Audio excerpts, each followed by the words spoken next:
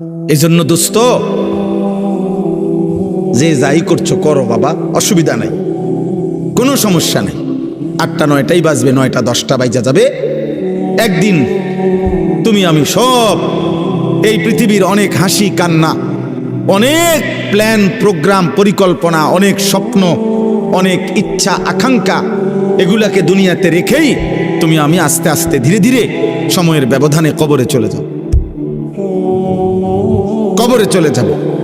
আমার মৃত্যু কিংবা আপনার মৃত্যু, কারো মৃত্যুতেই, নেককার মৃত্যু কিংবা নাফরমান মৃত্যু, কারো মৃত্যুতেই সূর্য চন্দ্রের গতি থামে না। রাসূলুল্লাহ সাল্লাল্লাহু আলাইহি সাল্লাম বলছেন, হাদিসের মধ্যে আছে, নবীজির একজন সন্তান হযরত ইব্রাহিম রাদিয়াল্লাহু তাআলা আনহু, নবীজির সন্তান ইন্তেকাল করছিলেন। তো সেদিন চন্দ্রগ্রহণ লাগছে, চন্দ্রগ্রহণ হয়েছিল। তো সাহাবারা কেউ কেউ মন্তব্য বা কেউ কেউ বলছে নিশ্চয় নবীজির সন্তানের বিরহে চন্দ্রগ্রহণ লাগছে। তখন আল্লাহর নবী সাল্লাল্লাহু আলাইহি ওয়াসাল্লাম তৎক্ষণাৎ সাহাবায়ে কেরামকে মসজিদের মধ্যে জমা করে, দেখেন অনেক ছেলে এখনো মোবাইল ধরে রাখছে, দেখেন, আহা, যাও বাবা বাইরে হয়ে যাও, বাইরে হয়ে যাও, আব্বা ঘুরে দাঁড়াইছো কেন, বাইরে হয়ে যাও, একবারে বের হয়ে গেলেই হলো, অসুবিধা কি? এখানে ভোটের কোনো বিষয় নাই। জি, অতএব বলতেছে রাসূলুল্লাহ সাল্লাল্লাহু আলাইহি ওয়াসাল্লাম তখন সাহাবায়ে কেরামকে মসজিদে নববীতে ডাকছে।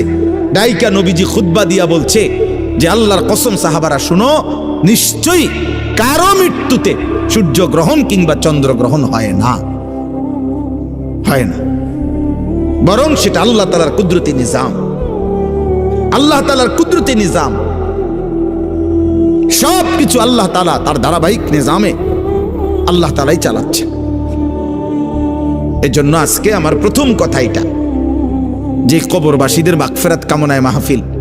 ধরে নেন, কবরবাসীদের কথা মনে পড়েন, ওনাদেরও অনেক স্বপ্ন আকাঙ্ক্ষা পরিকল্পনা ছিল। ব্যস্ততম এই দুনিয়ায় ওনারাও, আমার আব্বারে আমি যতদিন বুঝছিল, আমার আব্বারে আমি যতদিন দেখছি, আমার আব্বা ফজরের নামাজের পর থেকে রাত 10টা পর্যন্ত আব্বাকে দেখতাম। এক নম্বরে উনি মানুষের বাসায় বাসায় কুমিল্লা শহরে একটা সাইকেল দিয়া প্রাইভেট পড়াইতো, এই বাচ্চাদেরকে কোরআন শরীফ শিখাইতো। আমার আব্বা আলেম ছিলেন, 5 ওয়াক্ত নামাজ মসজিদে ইমামতি করতেন, আর একটা প্রাইমারি স্কুলে মাস্টারি করতেন। এই 3টা কাজ ছিল আব্বার মূল, মসজিদের 5 ওয়াক্তের ইমাম, আর প্রাইমারি স্কুলের মাস্টারি করতেন, আর মানুষের বাসায় বাসায় প্রাইভেট পড়াইতো তখনকার সময়। তো আমার মনে আছে আব্বার এই সারাটা বছর দেখতাম, কথা একটাই বেশি কইতো, আব্বা সময় নাই, আমার সময় নেই। যে এটা কইতাম, মায় কইতো সময় নাই, সময় নাই, সব কিছুই তাড়াহুড়া, সময় নাই বাবা। ডাক্তার দেখাইতে গেছে, ডাক্তার সাহেবের কাছে আগেই দেখা করেন, ডাক্তার সাহেব আমার সময়, আমার নামাজ, আমার জামাতের টাইম হয়ে গেছে, আমার জামাতের টাইম হয়ে গেছে।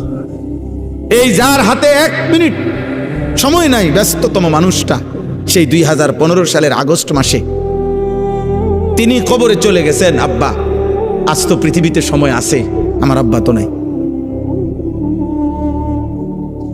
আমার বাবা তো নাই। এই জন্য দোস্ত, তোমারে আমারে রাইখা কবরে দিয়া সময় তার সময়ের গতিতেই চলবে, সময় তার সময়ের গতিতেই চলবে। আবার আমাদের সামনে মহান আল্লাহ পাক রব্বুল আলামিন মাহে রমজান আবারও আমাদের সামনে এনে দিয়েছেন, আবারও সামনে নিয়ে আসছেন। আল্লাহ যেন বলে, বান্দা ঘুরে ঘুরে বিভিন্ন আঙ্গিকে আমি চেয়েছি, বান্দা মূল টার্গেট আমার, কখনো শবে বরাত দিলাম, কখনো রমজান দিলাম, শবে কদর দিলাম, এতেকাফ করতে বললাম, মুহররমে আশুরা দিলাম, জিলহজ মাসের নফল রোজা রাখার সময়গুলো দিলাম। এরপরে সারা বছর আমি আল্লাহ তাআলা প্রতিদিন শেষ রাত্রে আমি আল্লাহ তাআলা বান্দা তোমাকে ডাকলাম, প্রত্যেক শেষ রাতে আমি গুনাহ মাফ করার জন্য আমি ডাকি, শবে বরাতে গুনাহ মাফ করার জন্য আমি ডাকি, জুমার রাত্রে আমি গুনাহ মাফ করার জন্য আমি ডাকি, মুহররমে আশুরাকে কেন্দ্র করে গুনাহ মাফ করার জন্য আমি আল্লাহ ডাকি, রমজানের প্রতি সেকেন্ড ওয়ালিল্লাহি উতাকাউ মিনান নার, আল্লাহর জন্য আল্লাহ তাআলা প্রত্যেক রাত্রিতে কোটি কোটি বান্দার গুনাহ মাফ করে। আল্লাহ বলেন, এভাবে বারবার চেষ্টা করেছি বান্দা, কখনো রাত দিয়েছি, কখনো দিন দিছি, কখনো মাস দিয়েছি, কখনো 10 দিন দিছি, ওয়ালায়ালিন আশর, কখনো সপ্তাহ দিয়েছি, কখনো ঘন্টা দিয়েছি, কখনো স্থান দিয়েছি কাবা, কখনো দিয়েছি আরাফা, কখনো দিয়েছি মিনা, কখনো দিয়েছি মদিনার রওজা। চারিদিক দিয়ে তোমারে চেষ্টা করছি জাহান্নাম থেকে বাঁচাইতে, জান্নাত দিতে, কিন্তু তুমি নাফরমান, কোনোভাবেই আমি আল্লাহরে পাত্তা দিলাম। তোমার নারী দেখা শেষ হলো না, তোমার সুদে শেষ হয় না, কিস্তি শেষ হয় না, তোমার দোকানদারি শেষ হয় না, তোমার সংসারের চাহিদাই শেষ হয় না, তোমার লজ্জাস্থানের চাহিদাই শেষ হয় না, তোমার অসভ্যতার নোংরামি শেষ হয় না। হায় নাফরমান, একদিন শেষ হবে, সেদিন যেদিন তোর মুখের উপরে কবরের মাটি ফেলবে। দুনিয়া তোকে একদিন মাটি মারবে, মাটি। তোর নাতি তোকে একদিন মাটি মারবে, কবরের মাটি ছুড়বে। আল্লাহ নবী সাল্লাল্লাহু আলাইহি সাল্লাম বলছেন, লা ইয়ামলা আফাহু ইল্লা তুরাব। আল্লাহ তাআলা বলছে, দুনিয়া লুভির মুখ পূর্ণ হবে না কোনোদিন মাটি ছাড়া, মাটি। ওর মুখে মাটি মারবা, কবরের মাটি, কবরের মাটি। এই জন্য একটা ছেলে, একটা বাবা, একজন মা, একজন বোন, প্রত্যেকেই এই চূড়ান্ত টাইমার আর মাত্র অল্প কয়েকটা দিন। সারা পৃথিবীর মোমেনের ইন্তেজার মাহে রমজান। এই মুহূর্তে যাদের আখিরাত দরকার, শুধু ভাত খাবে আর পেশাব করবে, পায়খানা করবে, আর ঘুম যাবে, ঘুমের তুইটা আবার লাফাবে। এইটা কোনো মানুষের বাচ্চা বলে না। এটা মানুষের বাচ্চা হলেও তার শিক্ষা আছে, দীক্ষা আছে, আদব আছে, আখলাক আছে, চাল চলন শেখানোর বিষয় আছে, সবকিছু ভিন্নতা। ওয়ালাকাদ কাররামনা বানি আদম। আল্লাহ তাআলা বলেন, আমি আদম সন্তানকে আমার সমস্ত সৃষ্টির উপরে সম্মানিত করেছি। ওদের সকল সৃষ্টির চাইতে ভিন্ন। মানুষকে গরু ছাগলের মতো না, বরং মানুষ ভিন্নতা আছে। তাকে আল্লাহ তাআলা সবকিছু শিখাইছেন। এজন্য নবী সাল্লাল্লাহু আলাইহি ওয়াসাল্লাম পেশাব, পায়খানা, ওযু, গোসল, আহার, নিদ্রা, হাঁটা চলা, খাদ্য খাবার, 24 ঘন্টা যা কিছু জীবনের একটা নিঃশ্বাস কেমনে ফেলবে, আল্লাহ নবী সাল্লাল্লাহু আলাইহি ওয়াসাল্লাম তাও উম্মতকে শিখাইছে। কারণ মানুষ শিখতে হয় কারো হাতে, মানুষ গড়তে হয়, নিজেকে সাজাইতে হয়, কারো তত্ত্বাবধানে নিজেকে গড়ে তুলতে হয়।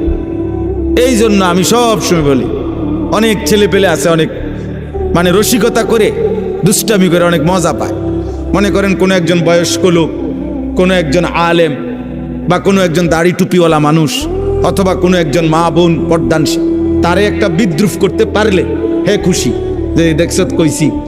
হ্যাঁ, হে মনে করছে আমি একটা বিরাট কাজ করছি, চালাকি করছি, একটা বুদ্ধিমানের কাজ করছি। বেটা আহাম্মক, বরঞ্চ খবর নিলে বুঝবা যে তোমার উপরে আল্লাহর লানত। এই কারণে তুমি আল্লাহর থেকে বিমুখ, তোমার উপরে অভিশাপ মূলত। এই জন্য তোমার হালাত, এই জন্য তোমার হালাত। তোমার 365 দিনে, এক বছরে এমন একজন কেউ জোটে নাই যে তোমারে একবার মনে করাই দিবে যে কিরে আব্বা ফজরের নামাজ পড়তি না। এই কথাটুকু বলবে, তোমার এটা দুর্ভাগ্য। এমন একজন মানুষ জোটে নাই তোমার কপালে।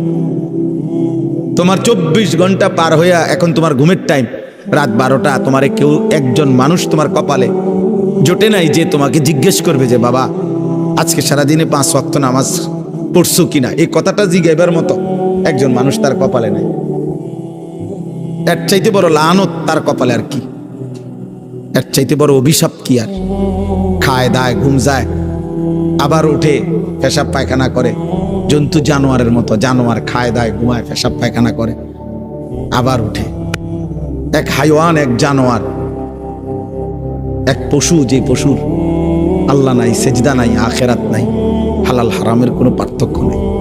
এই তো জন্তু জানোয়ারের আখলাক। এই জন্য খুব চালাক মনে করো না নিজের, খুব উল্লাস ফুর্তি করো না। বললাম অনেক ছেলে, আমি প্রায় এটা ভাবি, অনেক ছেলে আছে মনে করে খুব বুদ্ধিমান। আরে বুদ্ধিমান না বেটা, তোর বদনসিব বেটা, তোর বদনসিব বেটা, দুর্ভাগ্য বেটা। আলহামদুলিল্লাহ, আমি আমার পুরা ছাত্র জীবন এবং আমার কর্মজীবনেও আল্লাহ আমার এমন মা জুটাইছে। আমার মা প্রতিদিন ফজরের নামাজের জন্য যতক্ষণ ঘুম থেকে না উঠছি, মা ঘন্টা ফিটাইয়া, স্কুলের ঘন্টা টুংটুং করে বাজায়, যে ঘন্টা দিয়া বাইরে বাইরে দরজার সামনে আম করে উঠাইছে। মা আম করে উঠাইছে। আলহামদুলিল্লাহ,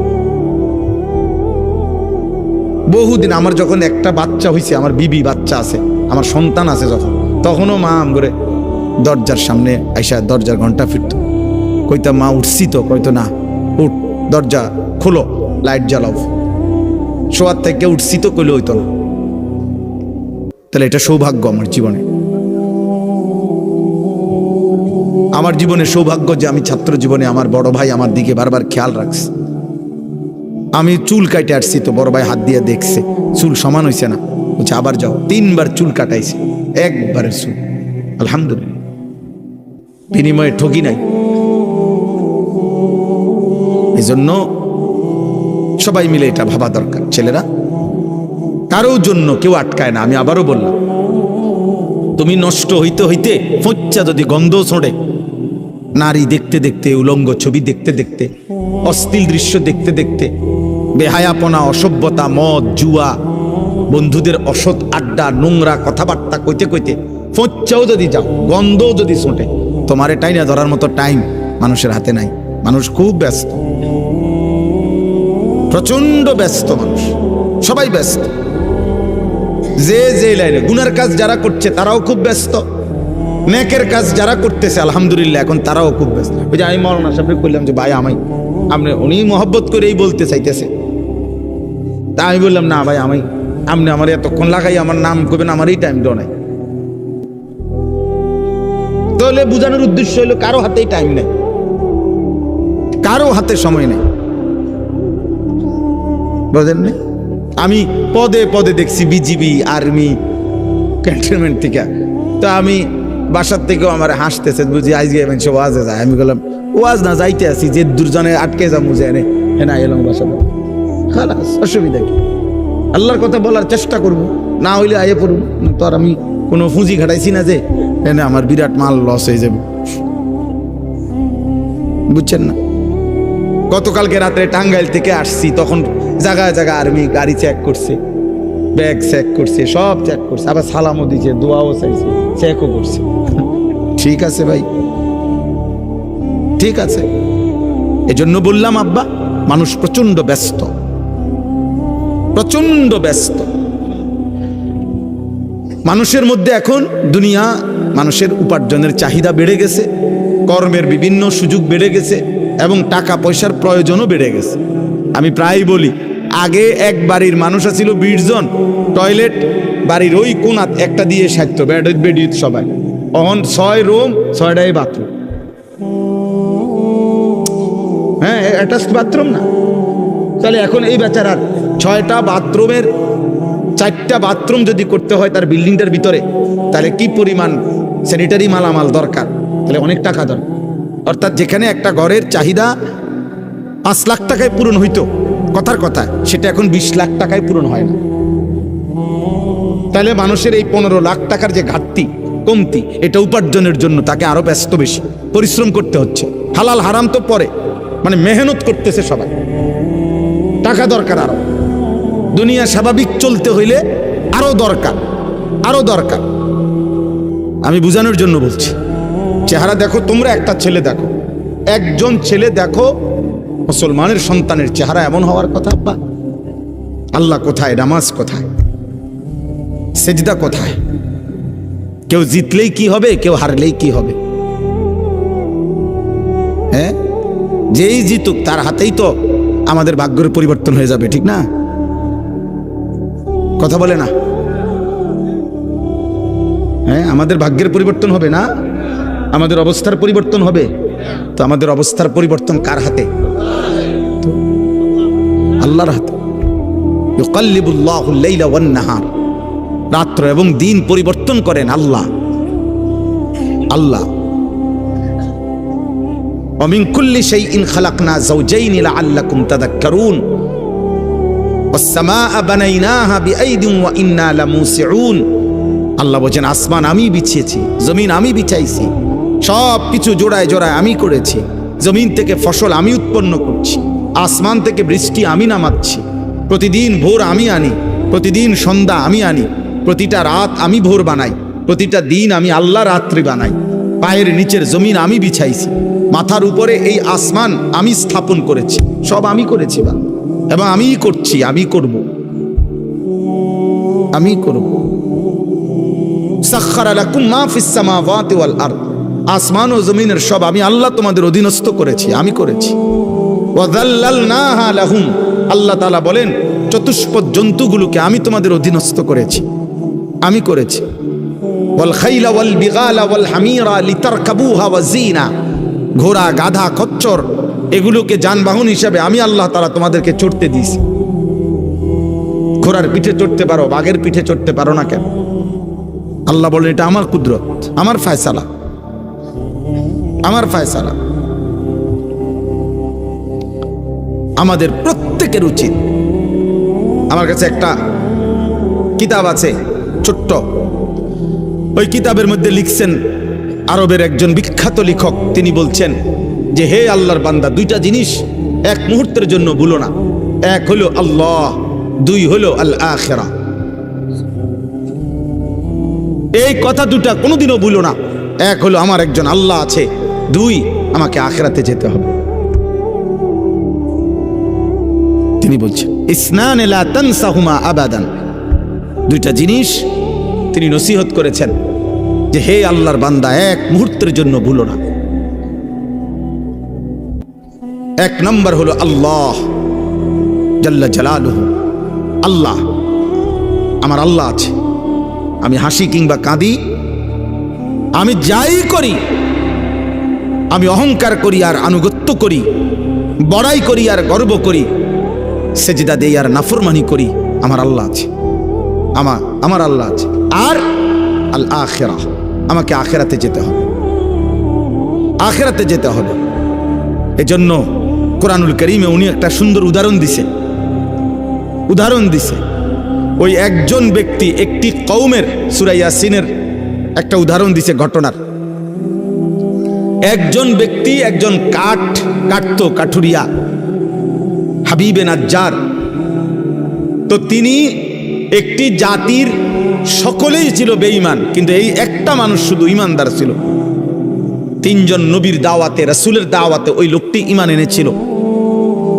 মহল্লার সবচেয়ে দূরে দুর্বল একটা ঘরে থাকতো। তো যখন মহল্লার কাফের বেঈমানরা আল্লাহর রাসূলকে, পূর্ববর্তী জামানার আমাদের নবীর আগের, ঘেরাও দিয়া ধরছে, তখন ওনাদেরকে উদ্ধার করার জন্য ওই একজন ইমানদার ওনাদের সাহায্যার্থে আসছে। তখন কওমের লোকেরা বলছে আমরা সবাই একদিকে, তুমি কেন ভিন্ন দিকে একজন? তখন তিনি একটা কথা শুধু বলছে, দুইটা উত্তর দিছে কওমের সামনে, দুইটা যুক্তি দেখাইছে। এক হলো ওমা লিয়া লা আ'বুদুল্লাযী ফাতারানি, আমি কেন সেই মালিকের গোলামি করব না যিনি আমাকে সৃষ্টি করেছেন। আরে বেটা, এটা তো সাধারণ কমন সেন্স। যিনি আমাকে সৃষ্টি করেছেন তিনি বললেন, হে জাতি তোমরা কি বলছো? তোমাদের দেখা দেখি আমি আল্লাহর নাফরমানি করব কেন? তিনি আমাকে সৃষ্টি করেছেন, আমি তার ইবাদত করব না কেন? আর কি ইলাইহি তুরজাউন। দ্বিতীয় হলো আমি তো এটাও জানি আমাকে তো তার কাছেই ফিরতে হবে আখিরাতে। তাহলে আমি আল্লাহকে ভুলবো কেমনে? তিনি না আমাকে সৃষ্টি করেছেন। আমি আখিরাতকে ভুলবো কেমনে? আমাকে না সেখানে যেতে হবে। কি চমৎকার উদাহরণ দেখ শুনি। ওই ছোট্ট একটা বই আছে না, ইলা শাবাব গাড়িত, এই বইটা আছে। হ্যাঁ, এই জন্য দোস্ত, যে যাই করছো করো বাবা, অসুবিধা নাই।